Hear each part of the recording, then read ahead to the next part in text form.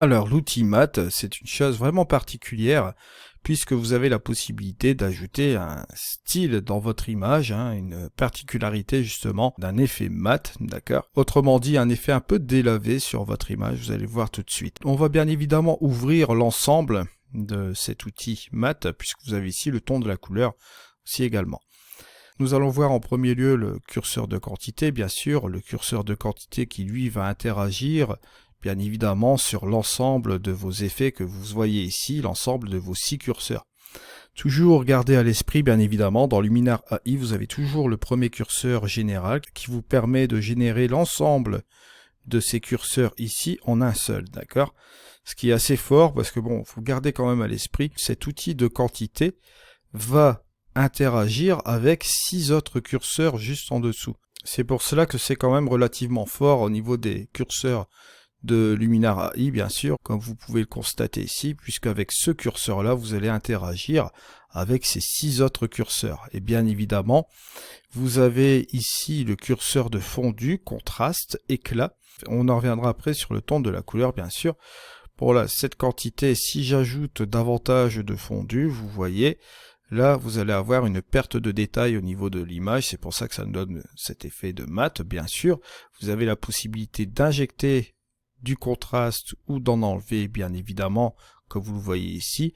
Et ici, vous pouvez bien évidemment enlever de l'éclat à votre image ou en rajouter. C'est au choix, d'accord? C'est à vous de trouver le bon réglage. Donc, par définition, lorsque vous jouez avec cette partie de quantité, vous allez interagir avec tous ces curseurs, bien évidemment. Là, vous avez la possibilité de monter ce premier curseur, et ce premier curseur va vous donner la possibilité d'interagir sur la tonalité et bien évidemment la saturation. Et ce curseur vous permet de sélectionner l'endroit dans lequel cela va être injecté. Plus vous allez aller vers la droite, plus vous allez injecter de couleurs, de tons sur la couleur à l'intérieur de votre image ici. Bon, là, bien évidemment, si vous changez la tonalité, vous vous doutez bien qu'on va changer de couleur, bien sûr, dans l'injection de ce ton sur la couleur. Et bien évidemment, si vous changez forcément ce petit truc-là, ce range, juste un peu comme ceci, si vous ajoutez un petit peu plus de saturation ou si vous la baissez, bien au contraire, vous obtenez ce résultat-là. Et bien évidemment, on revient un peu sur ce curseur de quantité. Si vous montez davantage, juste comme ceci, vous allez interagir sur ces 6 paramètres, bien sûr. Donc n'oubliez pas, ne laissez pas le fondu à 0 ou le range à 0 ici. Il faut d'abord préalablement faire quand même vos petits réglages. Bon, vous montez votre curseur de quantité, bien sûr. On va revenir un petit peu à 0. Si vous montez ce curseur de quantité, bien évidemment, vous allez voir un petit peu de contraste, un manque d'éclat. Et si vous ajoutez du fondu, vous allez avoir une perte de détail, bien sûr, qui va vous donner ce fondu général. Et si vous injectez une couleur supplémentaire dans une partie de l'image, bien sûr, vous pouvez le faire à l'aide de ce premier curseur. Et vous sélectionnez bien sûr la tonalité.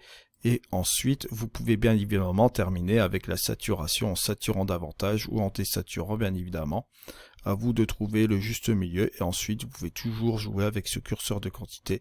Là je n'applique pas et là j'applique tous mes réglages qui sont juste en dessous. Si vous faites la différence, regardez, entre le avant et le après, on a quelque chose d'assez sympa au niveau de l'image. Si vous trouvez que c'est un peu trop, vous réglez peut-être à 26, quelque chose comme ça, pour avoir une légère, on va dire légère application de cet effet mat, de cet outil mat. Bien évidemment, on peut toujours changer la couleur, aller plus ou moins sur une couleur comme celle-ci, pourquoi pas, pour obtenir des résultats encore différents. Alors maintenant, nous allons passer à un autre outil qui est vraiment intéressant, c'est-à-dire l'outil Mystique. Alors l'outil Mystique, ici, je vais le déployer complètement. C'est un outil vraiment particulier, cet outil Mystique, puisque ça va vous permettre de donner quand même un effet rêve à votre image. Je sais que cette appellation Mystique est un peu contrariante au départ lorsqu'on veut utiliser cet outil, mais bien sûr, la signification assez simple de celui-ci, c'est que vous allez interagir un petit peu sur le contraste, vous allez rajouter un petit peu plus de contraste, mais à la même occasion, vous allez alléger la luminosité, et ça va vous donner cet effet assez rêve comme ça va vous donner une espèce d'éclat un peu sur votre image, bien que l'éclat est juste en dessous, hein. Mais là, ça va interagir bien évidemment sur les ombres, vous voyez, on va un peu baisser les ombres, on peut interagir avec un lissage, comme vous voyez ici, vous pouvez lisser un petit peu plus votre image, Vous allez interagir aussi également avec la saturation et vous pouvez jouer justement avec l'image chaleureuse, refroidir un peu cette image. Et grâce à ce curseur, bien évidemment, vous voyez, vous pouvez obtenir ce résultat qui est plus ou moins plaisant à votre image. Ça vous permet d'avoir une image, un aspect, on va dire, rêve. On va un peu jouer davantage sur ce lissage, bon, comme je vous dis ici, au niveau des ombres, et jouer avec la luminosité en même temps. Ça donne un look particulier, on n'arrive vraiment pas à donner vraiment d'appellation sur cet outil mystique. Ça peut être apparenté à un peu à un éclat, on va dire. On appuie un peu sur les contrastes et sur la luminosité un peu comme ceci, comme vous voyez là. Ça vous permet d'avoir un effet, on va dire, plus ou moins évasif au niveau de votre image. Là, comme vous pouvez le constater ici, en le donnant sur l'ensemble de l'image, sur les pierres, ce n'est pas vraiment l'effet escompté qu'on pourrait espérer avoir sur des pierres, mais par exemple, regardez sur l'eau ici.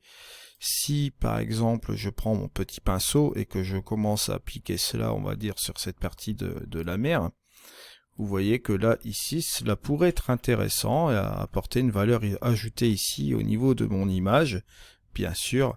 Et vous voyez, si je monte mon montant juste ici à plus 100, ça nous donne quelque chose de pas mal du tout.